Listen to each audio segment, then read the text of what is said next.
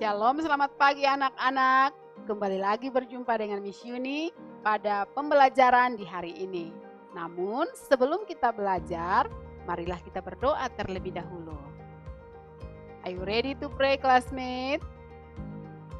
Let us pray. Bapa kami di surga, kami bersyukur Tuhan karena atas tuntunan Tuhan kami masih ada sampai saat ini. Bapa, kami akan memulai pelajaran di hari ini. Bapa tolong kami, berkati kami dengan hikmat-Mu ya Bapa. Biarlah kami boleh belajar menjadi anak-anak yang taat ya Tuhan. Dalam nama Tuhan Yesus, kami berdoa kepada Bapa di surga. Amin. Oke, stand up please. Kita akan SOP terlebih dahulu ya. Oke, Mars Genyu. Sekolah Kristen generasi unggul, kami siap membangun bangsa, melahirkan pemimpin unggul. Itu visi dan misi kami. Mari kita bergandengan tangan, bersatu membangun negeri. Bersama Tuhan kita pasti bisa. Bersama Tuhan kita pasti bisa. Satu nilai dan satu tekad, kita bangun budaya unggul. Disiplin, taat, bertanggung jawab, jujur, rajin, percaya diri. Mari kita wujudkan bersama Indonesia adil dan makmur. Bersama Tuhan kita pasti bisa.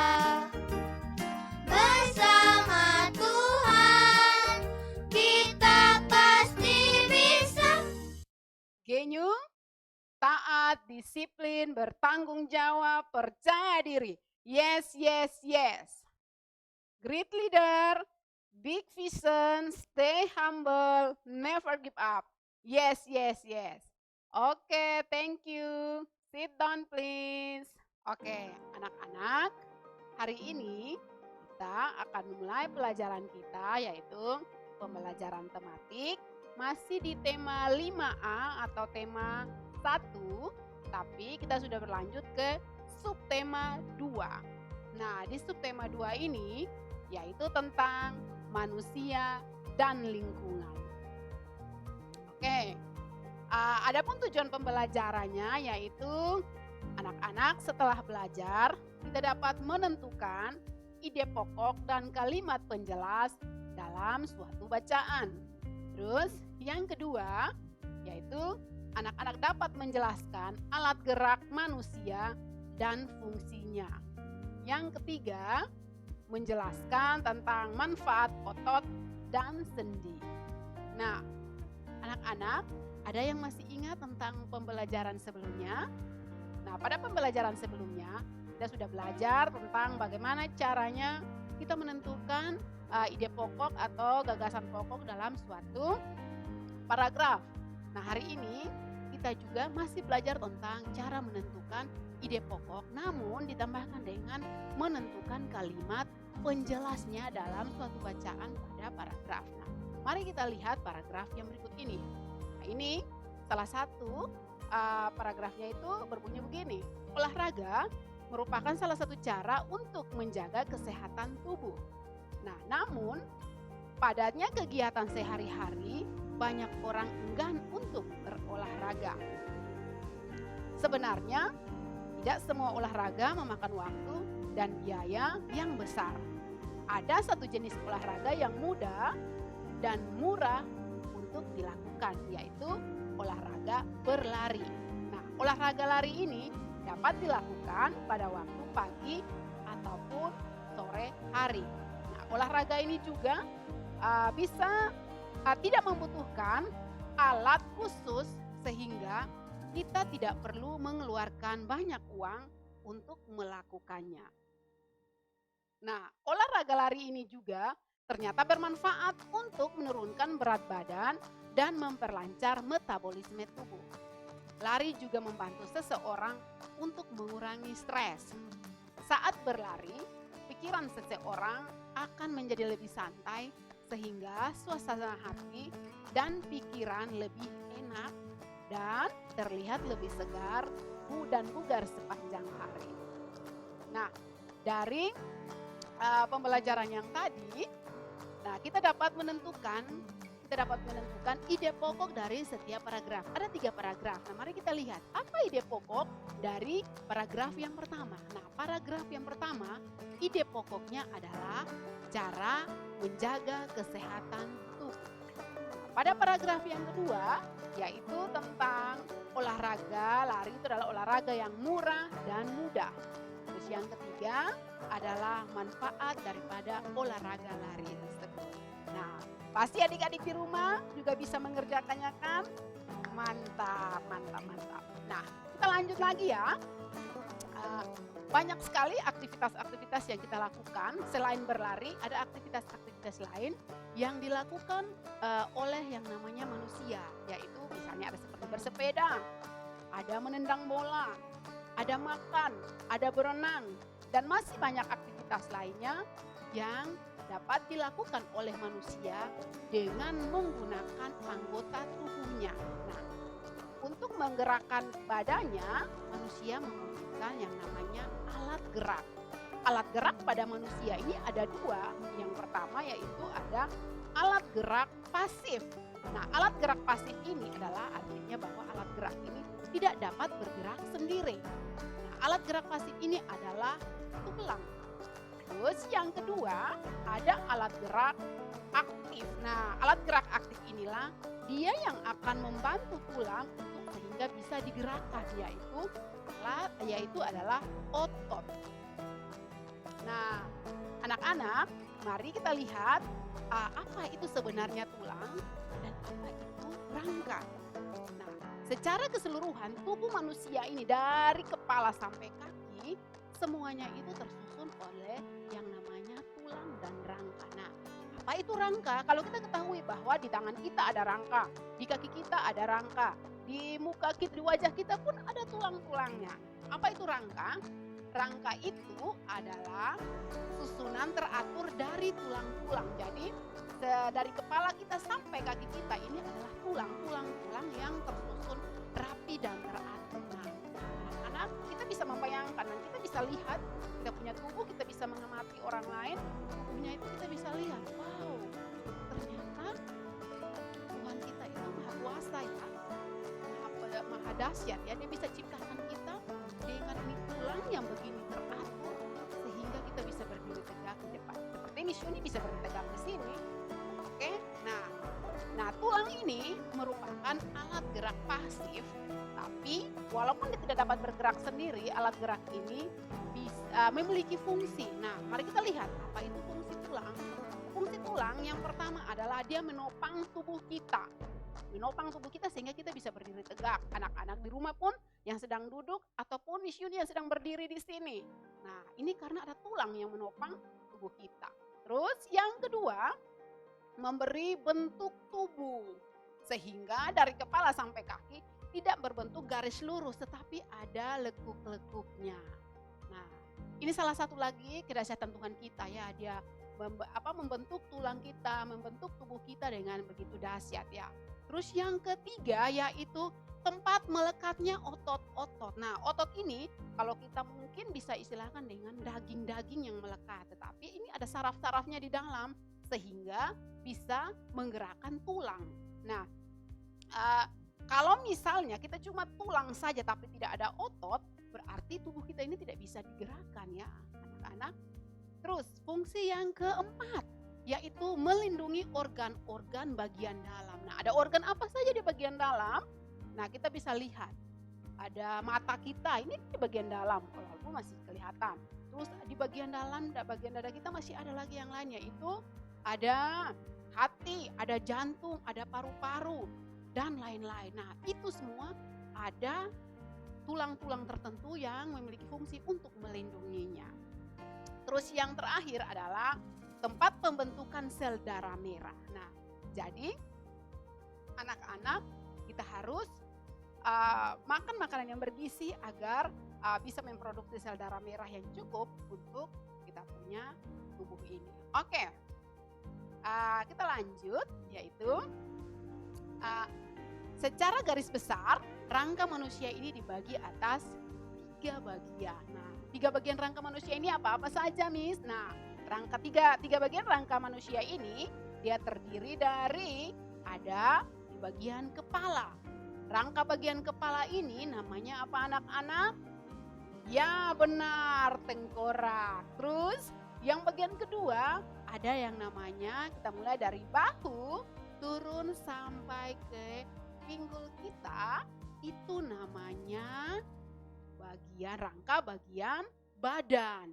Terus yang bagian yang ketiga yaitu ada rangka bagian anggota gerak. Yang mana saja rangka anggota gerak tubuh kita, yaitu ada lagi dibagi 2, yaitu rangka gerak untuk gerak atas dan juga ada untuk gerak bawah. Nah, gerak atas ini kita sebut dengan tangan, gerak bawah ini kita sebut dengan kaki. Nah, mari kita bedah satu-satu ya anak-anak. Mari kita belajar satu-satu. Nah, untuk kita lihat yang pertama adalah rangka kepala. Rangka kepala ini ada apa-apa saja ya? Ada bagian-bagiannya. Kita bisa lihat ini bagiannya apa, namanya apa ya? Oke, mari kita lihat. Yang pertama, kita lihat dari kalau bagian kepala itu ada dengan wajah kita, muka kita kalau Jepang bilang. Nah, di situ ada yang pertama ada tulang dahi. Ini namanya tulang dahi ya anak-anak. Terus yang berikut ada tulang punggung. Terus yang berikut ada apa anak-anak? Tulang pipi. Ini ada tulang pipi namanya. Terus yang berikut ada tulang pelipis. Terus yang berikut ada yang namanya tulang belakang. Ada lagi namanya tulang rahang bagian atas dan tulang rahang bagian bawah. Oke, nah ternyata anak-anak rangka kepala kita atau tengkorak ini memiliki fungsi. Nah, Tuhan itu lagi maha dahsyat dan maha kuasa ya. Dia menciptakan segala sesuatu itu ada maksud dan tujuannya. Buktinya rangka tengkorak kita ini punya fungsi ya anak-anak. Yang pertama, mari kita lihat apa fungsinya. Yang pertama yaitu melindungi organ vital kita seperti apa? Mata dan otak ya anak-anak. Coba kalian bayangkan kalau tidak ada rangka kepala atau tengkorak ini, bagaimana mata kita?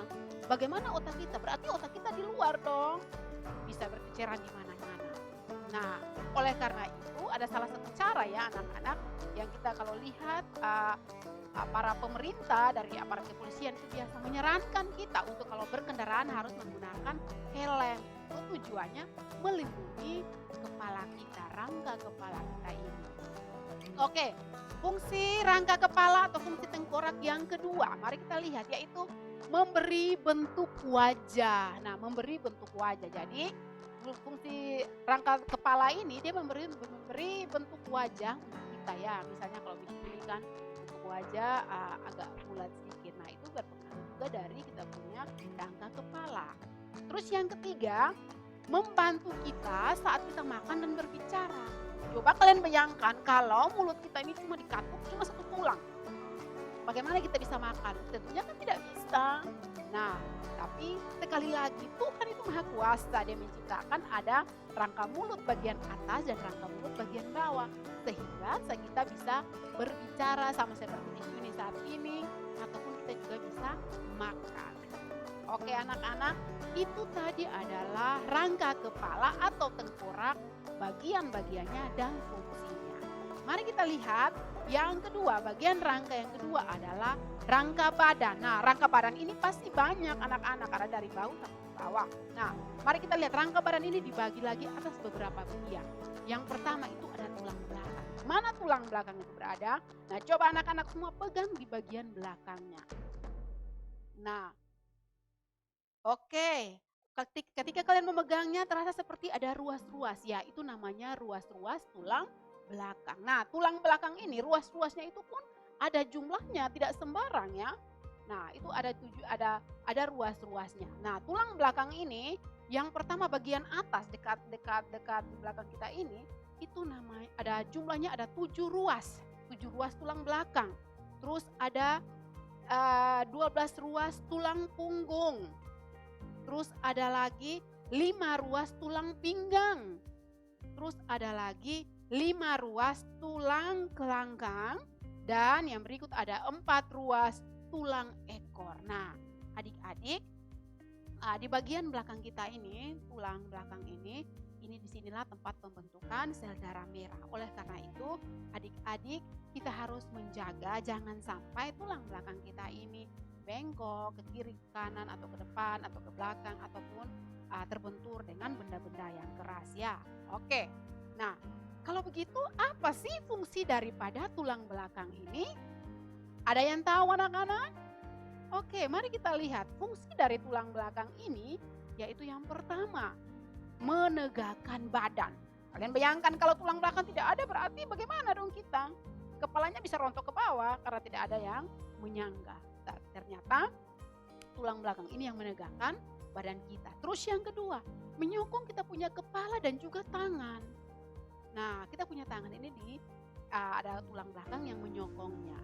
Terus yang ketiga yaitu melekatnya otot dan tulang-tulang rusuk. Jadi kita punya tulang rusuk ini dia melekat ke bagian tulang belakang.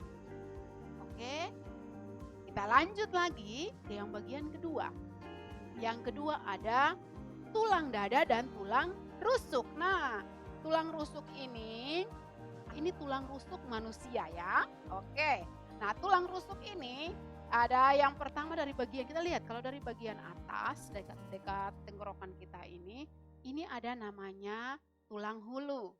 Terus di bagian tengah ada tulang badan, terus ada tulang pada peredangan, dan yang berikut ada tulang bawahnya. Tulang rawan ya. Oke, apa fungsinya? Fungsi dari tulang rusuk dan tulang dada yaitu melindungi, seperti tadi yang Miss Yuni sudah sampaikan pada awal, yaitu melindungi organ vital, yaitu apa? Seperti jantung dan paru, ada hati, ada pankreas dan lain-lain. Organ-organ pencernaan, pernapasan kita itu dilindungi oleh tulang dada dan tulang rusuk. Oke anak-anak, kita lanjut lagi ke yang berikutnya yaitu ada tulang. Oke, kita lanjut ke tulang badan yang ketiga yaitu ada tulang panggul.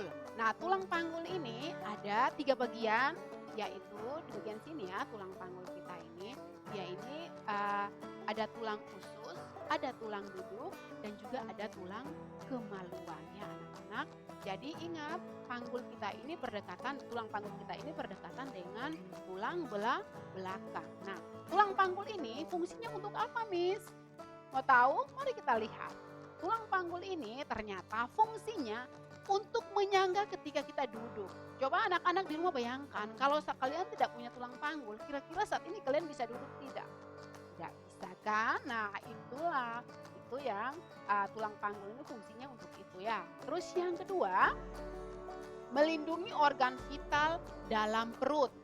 Jadi ini juga dia menyokong sehingga melindungi kita punya organ-organ vital yang lain seperti usus di dalam perut.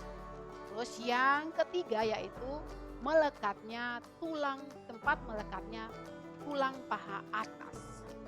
Oke, kita lanjut lagi yang bagian keempat untuk tulang anggota badan yaitu ada tulang bahu. Ini di sini anak-anak di rumah bisa pegang.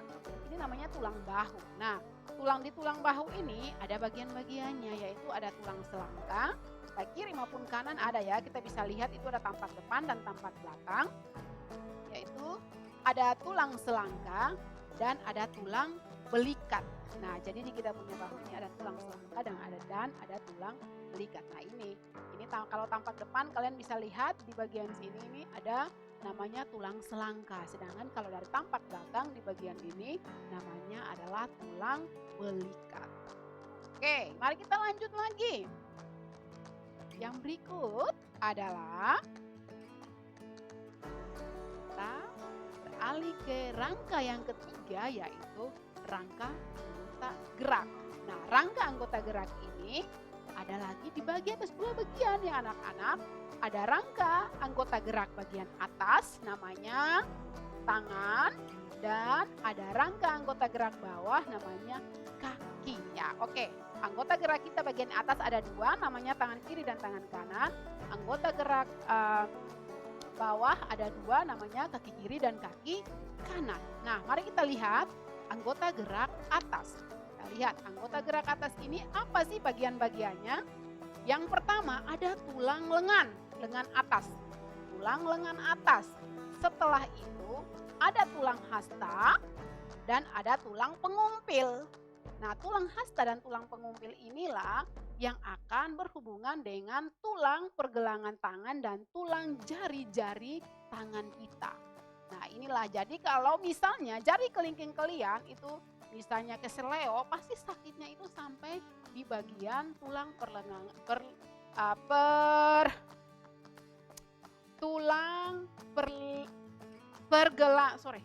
tulang pergelangan atas.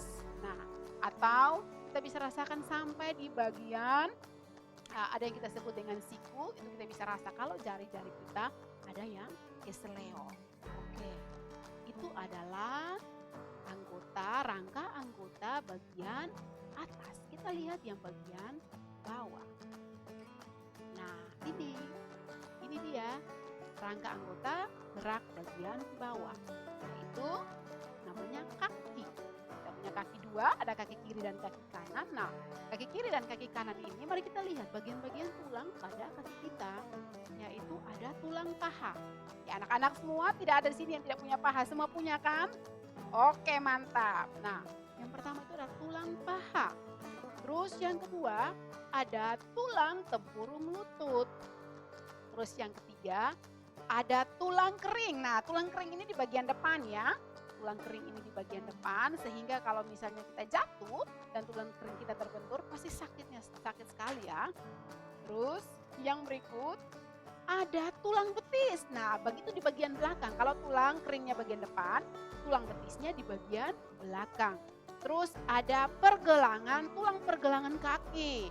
Nah, ini juga kalau misalnya anak-anak yang senang bermain bola atau senang olahraga lari atau dayung sepeda dan lain-lain itu harus berhati-hati, karena kalau kita jatuh tulang pergelangan kaki kita ini bisa keseleo ya.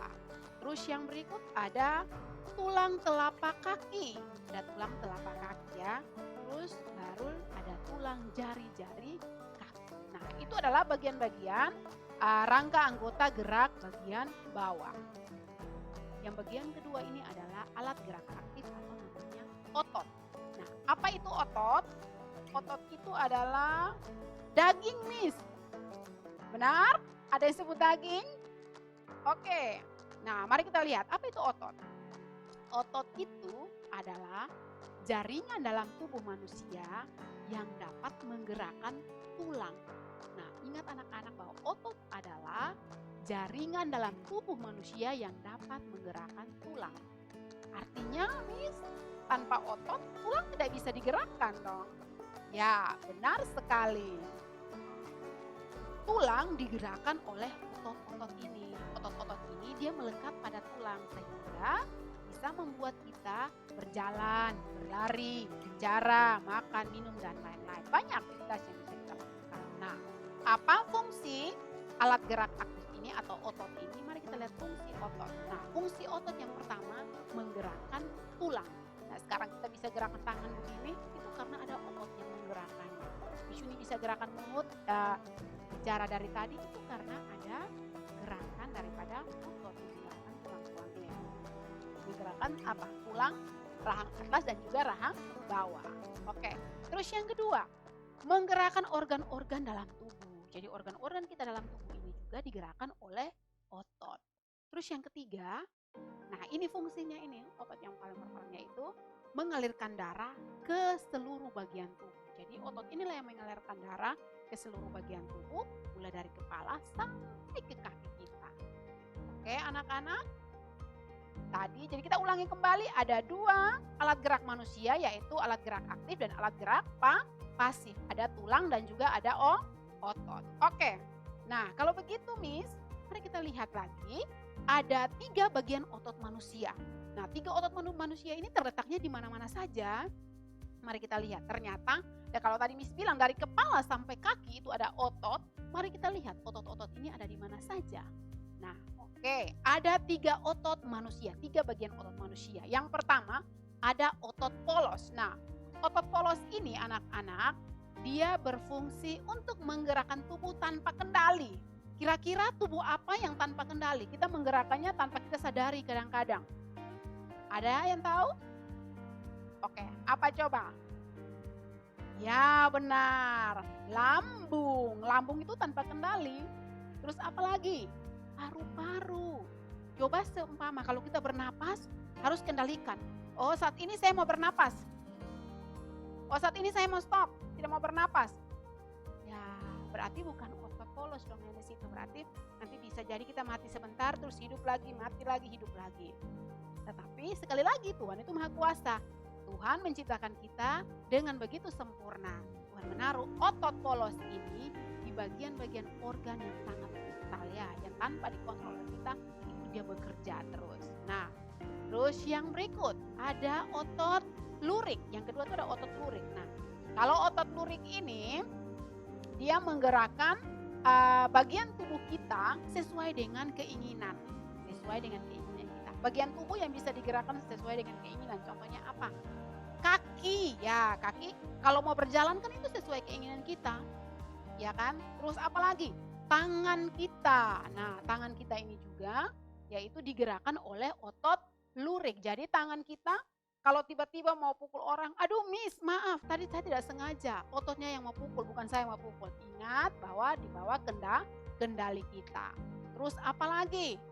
Mulut kita juga itu ada otot lurik. Jadi di sini ada otot lurik. Nah, otot lurik ini adalah otot yang menggerakkan anggota tubuh sesuai dengan keinginan. Ingat itu. Jadi kalau kita berbicara itu juga berarti kita yang harus bisa mengendalikannya. Berbicara yang penting-penting saja ya, atau melakukan hal-hal yang penting-penting yang bermanfaat. Terus yang ketiga, bagian otot yang ketiga itu adalah otot jantung. Nah, di mana otot jantung ini berada? Ada yang tahu? Otot jantung ini berada yang pastinya di jantung. Dia menggerakkan jantung kita sehingga kita masih bisa bernapas.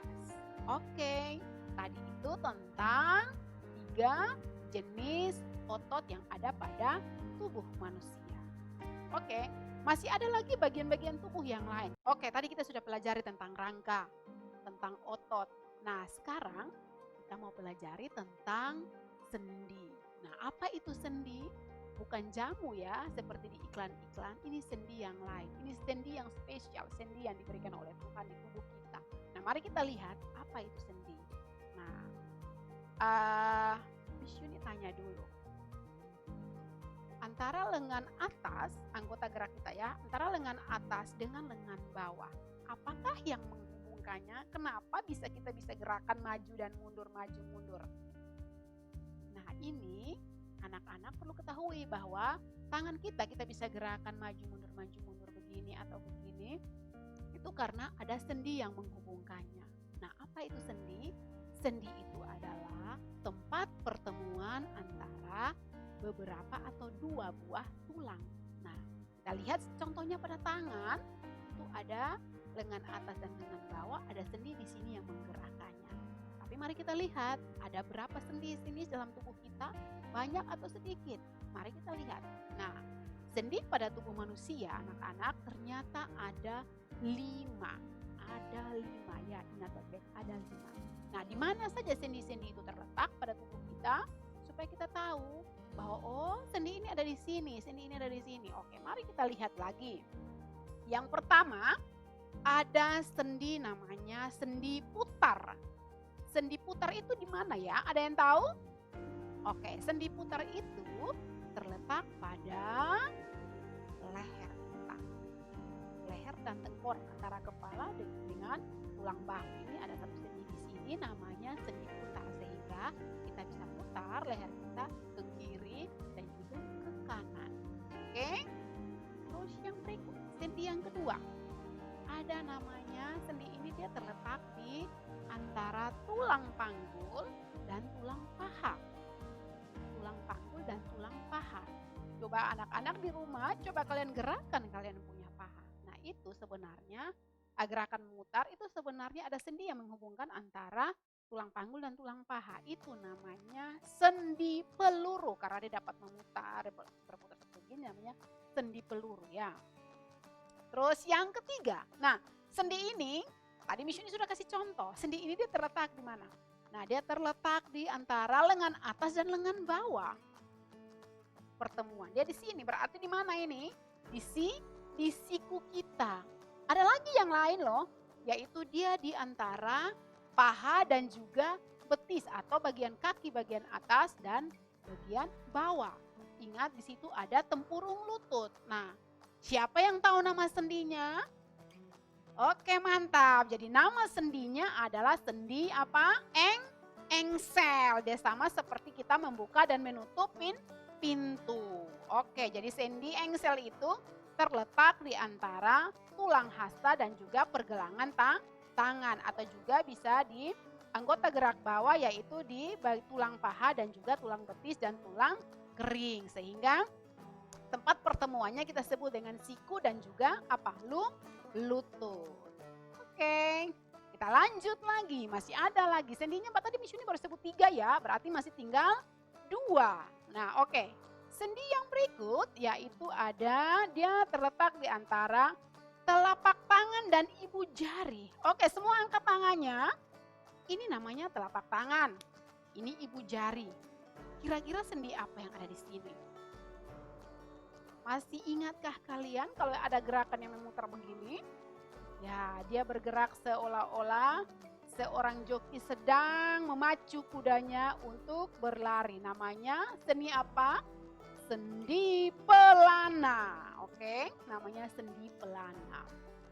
Terus yang berikut ini terletak di antara pergelangan tulang-tulang kaki ya anak-anak. Anak-anak bisa pegang pergelangan tulang-tulang kaki. Nah, ini namanya sendi geser. Oke, anak-anak. Ya, tadi kita sudah belajar tentang sendi. Oke, semoga begitu kalian mempelajari ini, kalian bisa mengetahui ternyata tubuh ini Tuhan ciptakan begitu sempurna dari kepala sampai kaki. Ada susunan tulang-tulang yang membentuk namanya rangka. Mulai dari rangka kepala, rangka badan dan juga rangka anggota gerak. Rangka anggota gerak terbagi atas 2 bagian yaitu anggota gerak atas dan juga anggota gerak bawah. Nah, untuk menggerakkan tulang ada otot yang berperan di sini. Selain ada otot, ada juga apa? Sendi. Oke, Miss Yuni akan kirimkan tugas untuk kalian. Kalian kerjakan. Jangan lupa nanti kirim balik ke Miss Yuni ya. Semoga pembelajaran hari ini bermanfaat untuk kita dan kita bisa belajar untuk menjaga, merawat anggota tubuh kita dengan sebaiknya. Oke, sebelum mengakhiri pembelajaran kita akan berdoa. Miss Yuni minta kita semua ambil sikap doa. Are you ready to pray, classmate? Let us pray. Bapak, terima kasih karena telah menyertai kami, menuntun kami dan melengkapi kami dengan hikmat-Mu Tuhan, sehingga kami boleh belajar pembelajaran tentang manusia dan lingkungan. Tuhan, kami terbatas namun kami yakin bahwa Allah kami adalah Allah yang Maha Kuasa. Kami bersyukur karena Tuhan menciptakan kami dengan begitu sempurna ya Tuhan. Terima kasih ya Tuhan Yesus. Biarlah apa yang kami pelajari hari ini boleh bermanfaat bagi kami dan terutama memuliakan nama Tuhan dalam kehidupan kami. Terima kasih Tuhan Yesus. Haleluya. Amin. Bye. Sampai jumpa pada pembelajaran selanjutnya.